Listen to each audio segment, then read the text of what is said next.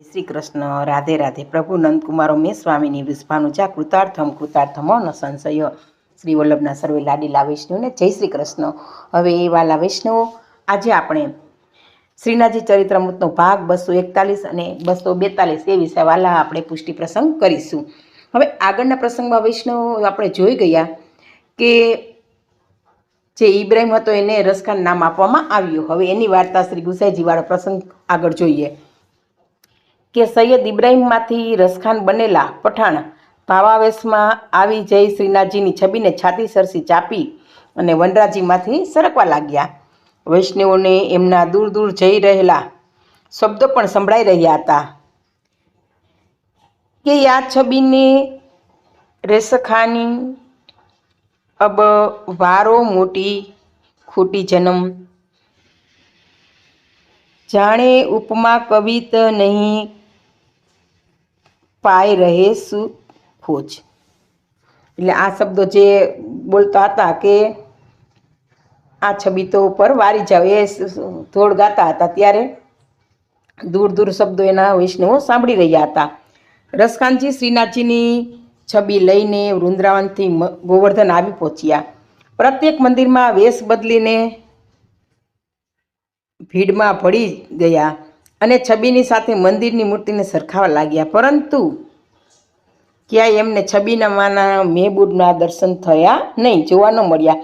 એટલે નિરાશ થઈને એક મંદિરમાંથી બીજા મંદિરમાં અને બીજા મંદિરમાંથી ત્રીજા મંદિરમાં એમ અનેક મંદિરો ભટકતા ભટકતા છેવટે ગોપાલપુર સુધી એમના પગ ખેંચાઈ જ આવ્યા. હવે સૌ દર્શનાર્થીઓની સાથે રસખાનજી પણ શ્રી ગિરિરાજ પર ચડી ગયા અને મંદિરના દ્વાર પાસે આવી પહોંચ્યા. હાથમાં શ્રીનાથજીની છબી રાખીને મંદિરમાં પ્રવેશવા ગયા. ત્યાં દ્વારપાળે એમને મ્લેચ્છનો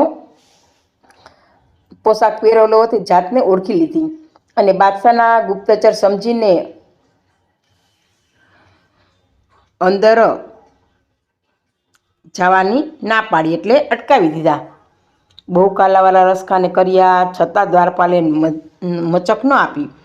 એટલે રસખાનજી તો નિરાશ થઈને પાછા ફર્યા અને મંદિરની બીજી તરફથી નીચે ઉતરી જઈ ગોવિંદકુંડ પર જઈને બેઠા. હવે છબી સમક્ષ જોઈને રસખાનજીએ તો મુખ રુદન કર્યું. ધીમે ધીમે એમનો વિરહ તો ચરમસીમાએ વાલા વૈષ્ણવ પહોંચી ગયો. જો તે અનેક મંદિરોમાંથી પાછા ફર્યા છતાં એને શ્રીનાથજીના છબી જે હતી એના ચિત્રજીના દર્શન ન થયા. ખૂબ જ લાગી આવ્યું, હૃદય ભરાઈ ગયું, વિરહ અગ્નિ પ્રબળ બન્યો અને ચોધાર આંસુએ તે રડવા લાગ્યા અને હૃદય ભીતરથી પણ ભેદક રુદન કરવા લાગ્યા. થોડી વારમાં તો તેઓ મૂર્છા થઈને ગબડી પડ્યા. જોયો વાલા વૈષ્ણવો કે એને શ્રીનાથજીની એટલી ચટપટી લાગે કે હવે તો આ દર્શન કરું ત્યારે જ મારા જીવને નિરાશ થાય, અને દર્શન ન થતાં તે એકદમ ભાવાવેશમાં આવી ગયા, એકદમ વિરહતાપ થઈ ગયો અને તે મૂર્છા ખાઈને પડી પણ ગયા. અચેતન અવસ્થામાં એમને 3 દિવસ તો કાઢી જ નાખ્યા. ત્યાં ભૂખ્યાને તરસ્યા પડી રહ્યા. છાતી પર શ્રીનાથજીની છબી દાબી રાખીને સતત શ્રીનાથજીના સ્મરણમાં એમને અંજળ વગર પણ 72 કલાકથી વધુ સમય વિતાવી દીધો. વાલા વૈષ્ણવ જો 3 દિવસ ભૂખ્યા તરસ્યા પડ્યા રહ્યા. હવે જ્યારે ત્રીજો રાત્રિનો ઉદય થયો અને શ્રીનાથજી મંદિરમાંથી બહાર પધાર્યા, નટખટની રસિક લીલા આરંભાઈ. હવે શ્રીનાથજી પણ જો કોઈ ભક્ત શ્રીનાથજીને આદ્ર હૃદયથી પુકારે છે તો ભગવાન એની દાસ વાલા વૈષ્ણવ જરૂર સાંભળે જ છે. તો શ્રીનાથજી પણ આ મંદિરમાંથી અધરાત્રે બહાર આવ્યા અને મસ્તક પર મોરમુગટ, કર્ણમાં કુંડલ, કંઠમાં વનમાલા અને કટી પર પીત વસ્ત્ર ધારણ કરેલા શ્રીનાથજી હસ્તમાં મુરલી લઈને નીચે ઉતરવા લાગ્યા. કંઈક નવા જૂની થવાના આદેશમાં સમય પણ થંભી ગયો. હવે પ્રાકૃતિક શ્વાસ તો રોકી લીધો.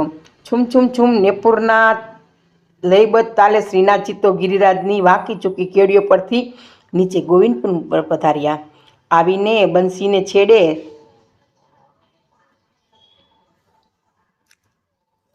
રસખાનજીને લગાડ્યો અને અચેતન દેહમાં ચેતનાનો જાણે સંચાર ફેલાયો. રસખાનજી આળસ મરડીને બેઠા થયા અને સામે છબીમાંની મૂર્તને સાક્ષાત મુસ્કાન કરતા દીઠા. હવે કાગળ પરનું જે રૂપાળું ચિત્ર હતું એ સચેતન બનીને કાગળની બહાર આવી ગયું. અરે આ તો છબીમાના જ મહેબૂબ છે, મળી ગયા, મને મહેબૂબ મળી ગયા, એમ ખૂબ જ ભાવાવેશમાં અને હર્ષાવેશમાં રસકાનજી આવી ગયા. કુંડમાંના જલે રસકાનજીના હર્ષદગારને ઝીલી લઈ પાછા ઘાટ પર મોકલ્યા. એક ઘાટે એને, બીજા ઘાટ પર એને મોકલ્યા. રાત્રિના નીરવ વાતાવરણમાં રસકાનજીના શબ્દો ઘુમરાયા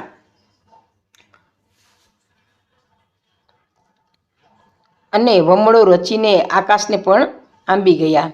હવે થંભી ગયેલો સમય પણ ચંચળ બની ગયો. શ્વાસ રોકીને ઊભેલી પ્રકૃતિ ઝૂમવા લાગી. રસકાનજીની નસે નસમાં લોહીનું ભ્રમણ વિકસિત ગતિએ વાલા વૈષ્ણવ થવા લાગ્યું કે જાણે કોઈ મૃત શરીરમાંથી પાછો પ્રાણ આવે એ રીતના રસકાનજીને પણ અનુભવ થવા લાગ્યો કે આવ મહેબૂબ આવ, એકવાર ગળે લાગી જા. આટલા વર્ષો સુધી તું ક્યાં છુપાયેલો હતો? કહેતા રસકાનજી શ્રીનાથજીને ભેટવા દોડ્યા. ઓહો, આ તો મુસીબત ઊભી થઈ. શ્રીનાથજી તો સ્વગત ગણગણ્યા અને ઝડપથી પાછા ફરીને ગયા. કારણ કે રસકાનજીને હજી બ્રહ્મસંબંધ થયું ન હતું અને પ્રભુ બ્રહ્મસંબંધ વિનાના વૈષ્ણવને સ્વીકારતા નથી. એટલે શ્રીજી બાવા તો 2 ડગલા પાછળ ફરી ગયા. રસકાનજી પાછળ દોડ્યા, આગળ ભગવાન અને પાછળ ભક્ત. પકડા પકડીને તો દાવત શરૂ થયો જાણે. થોડું દોડ્યા પછી શ્રીનાથજી એક કંદરામાં છુપાઈ ગયા. શ્વાસ હેઠો બેઠો એટલે પાછા લત્તા પત્તાઓમાં સરકવા દોડવા લાગ્યા. ત્યાં તો નેપુરે ચાડી ખાઈ લીધી અને વેલીઓને ચરણી સાથે લપેટાઈ જવાનું જાણે મન થયું હોય અને ફરીથી શ્રીનાથજી અટક્યા અને શ્રી હસ્તે ચરણોમાં લપેટાયેલી વેલીઓને પણ દૂર કરવાનો પ્રયત્ન કરવા છતાં ફરી પાછા નેપુર તો રણકી જ ઉઠ્યા. રસકાનજી નેપુરના આવાજની દિશામાં તો ઝાડી ઝાંખરા ખૂંદતા પાછળ આવી પહોંચ્યા. હવે વાલા વૈષ્ણવ માણસ કે ને એક કોઈની હીરો કે રત્ન માણેક મળી ગયા એની પાછળ દોડે, એવી રીતના રસકાનજીને ભગવાન મળી ગયા શ્રીજી બાવા અને તે ભેટવા જાય છે ને ભગવાન આગળ દોડતા જાય છે. રસકાનજી પાછળ ઝાડીનું ટેકરાન ખાડાન વેલીન બધું વનરાજી કૂદતા કૂદતા તે શ્રીજીની પાછળ સતત દોડવા લાગ્યા. તો વાલા વિષ્ણુ આ પ્રસંગ અહીંયા પૂરો થાય છે. બોલો શ્રી ગોવર્ધનનાથ કી જય. હવે શ્રીનાથજી ચરિત્રમૃત ભાગ 242. હવે 2 રક્તિકમ પાત્રો ભેગા મળે ત્યારે સતામણી તો ખેલ તો પણ રસિક જ બની જાય. એટલે કે આવા રસિકના પાત્રો જ્યારે 2 હોય ત્યારે રસિકનો ખેલ પણ રસિક એટલે ખૂબ મજા આવે એવું બની જાય. વાલા વૈષ્ણવ કે શ્રીનાથજીના નેપુરના રસોદ્દીપક મધુર ધ્વનિને કાન દ્વારા અને શ્રી અંગની મીઠી માદક સુગંધને નાક દ્વારા ઝીલી ઝીલીને રસકાનજી મહેબૂબાનો પીછો કરતી રહ્યા. શ્રીનાથજી રસિક ભક્તને પૂરા રસતરબોળ કરતા રહ્યા. અંતે ભક્તની વીરસીમાને પરાકાષ્ઠાએ પહોંચાડી ભગવાન તો અંતર્ધ્યાન થઈ ગયા કે હવે આની વીરસીમા છે, અંતિમ સીમા પર પહોંચી. પછી શ્રીજી બાવા અંતર્ધ્યાન થઈ ગયા. નેપુરની ઘૂઘરીઓનો મીઠો રણકાર અને શ્રીઅંગની મદોસ કરનારી મીઠી માદક સુગંધ પણ એકાએક ગાયબ થઈ ગઈ. શ્રીનાથજી જતાં બધે સુગંધ અને નુપુરનો અવાજ પણ બંધ થઈ ગયો. તો રસકાનજી હવે હતોત્સાહ બની ગયા કે હવે કરવું શું. એક શિલા પર બેસીને રસકાનજી તો ઉત્માદ્ર વેશમાં રહેવા લાગ્યા અને પ્રલાપ કરતા કરતા થાક્યા એટલે ધીમા સ્વરે ગણગણ્યા કે પ્રીતમ નંદકિશોર જાદીન તે નયનની લાગ્યો, મન ભાવન ચિત્તોર પલક ઓટ નહીં સહી શકી. એવી રીતના રસકાન નાનું એવું ધોળ પણ ગાવા લાગ્યા. હવે આ ગણગણતા રસકાનજી શ્રમિત થઈને પાછા ત્યાં જ પડી પડ્યા. કારણ કે એને ભગવાન મળ્યા પણ ભગવાનને ભેટાણું નહીં. તેનો સતત અફસોસ, વિરોધાપ અને અગ્નિ હતો એટલે પાછા શ્રમિત થઈને ઢળી પડ્યા. હવે ચોથા દિવસની સવાર ઉગી. શ્રી ગુસાઈજી શ્રીનાથજીને જગાવવા મંદિરમાં પધાર્યા. જુએ છે તો શ્રીનાથજી અતિ શ્રમિત થયેલા લાગે છે અને નેત્રો પણ અર્ધ મૂકેલા છે. શ્રીઅંગ ચુસ્ત છે અને વસ્ત્રમાં જાડી ઝાખરાના ડાળમાં ભરાયેલા પણ છે અને ચરણોમાં વેલીઓના ટુકડા પણ વીંટળાયેલા છે. કાકાજી, આજે અમે પૂછના નહીં કે हमारी आंखें 7वीं बार क्यों लाल दिखाई दे रही है. શ્રીનાથજીએ મંદ છતાં મસ્તી ભર્યા સ્વરે મુસ્કાતા કહ્યું કે આજ અમને કારણ પૂછતા નહીં. કારણ કે બાબા આ શું છે પ્રકાર? રાસનો પ્રકાર તો નથી જ. ચોપાટ કે શતરંજબાજીનો પણ આવું ન થાય. સાથે કોઈ સખા હોય તો પણ આવું ન થાય. ક્યાં વનમાં કોને માટે આમ પરિભ્રમણ કરતા હતા? એમ ગુસાઈજી મીઠો ઠપકો શ્રીજી બાવાને આપવા લાગ્યા. આટલા વર્ષો પશ્ચાત હજુ કોણ બાકી રહી ગયું છે કે આપની કૃપા મેળવ્યા વગર તેની પાછળ આમ જાડી ડાખરામાં વેલીમાં તમે રખડી આવ્યા? શ્રી ગુસાઈજીએ શ્રીનાથજીને વાલ કરતા એકી શ્વાસે ઘણું બધું પૂછી નાખ્યું. તો શ્રીજી બાવા કહે છે, કાકાજી એક મ્લેચ્છ જાતિનો યુવક છે, પઠાણનો બહાદુર સરદાર છે. હવે વૈરાગ્ય દશામાં આવી ગયો છે. પ્રેમભંગ થયેલો પઠાણ રસની ખાણ સમાન છે. એ રસની તરસ્યા દેવી જેવો અમારી છબીને સીના સરસો ચાપી ગયો છે અને દિવસથી આદબોરના લીધા વગર જ બેહોશ થઈને હાલતમાં અમારી તસવીરમાં ખોવાયેલો ગોવિંદકુંડ પર પડ્યો હતો. એટલે એને રાત્રિએ અમે દીદાર દીધા ને દીદાર બતાવીને એ તો ભમરાની જેમ અમને ભેટવા દોડ્યો અને અમે બંને ભાગ્યા.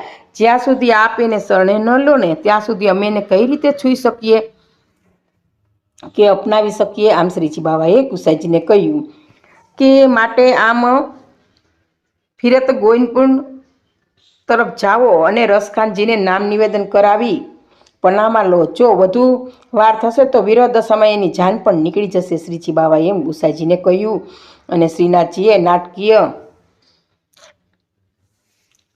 પરંતુ ઠાવકાઈથી કહ્યું કે સાંભળીને શ્રી ગુસાઈજીને પણ હસવું આવી ગયું. આમ ગયેલી ભાષામાં શ્રીજી બાવા નાટકીય રીતે બોલ્યા તો ગુસાઈજીને પણ હસવું આવી ગયું કે જી હજુર, હવે અમે અનહદ આપકે હુકમ કી જાઓગો. એટલે કે કહેતા સેવાનું કાર્ય રામદાસજીને સોંપીને શ્રી ગુસાઈજી નીચે પોતાની બેઠકમાં પધાર્યા અને કોરા વસ્ત્રોની પોટલી હાથમાં લઈ કંઠી લઈ અને ગોવિંદકુંડ તરફ ઝડપથી રવાના થઈ ગયા. તો વાલા વૈષ્ણવ, આ પ્રસંગ પણ મારો અહીંયા પૂરો થાય છે. બોલો શ્રી ગોવર્ધનનાથ કી જય. હવે આ બંને પ્રસંગ કહેવામાં મારી કે ભૂલ રહી ગયો પુષ્ટિ રસની દાસીને ક્ષમા આપશો જી. સર્વે વાલા વૈષ્ણવને જય શ્રી કૃષ્ણ, જય શ્રી કૃષ્ણ.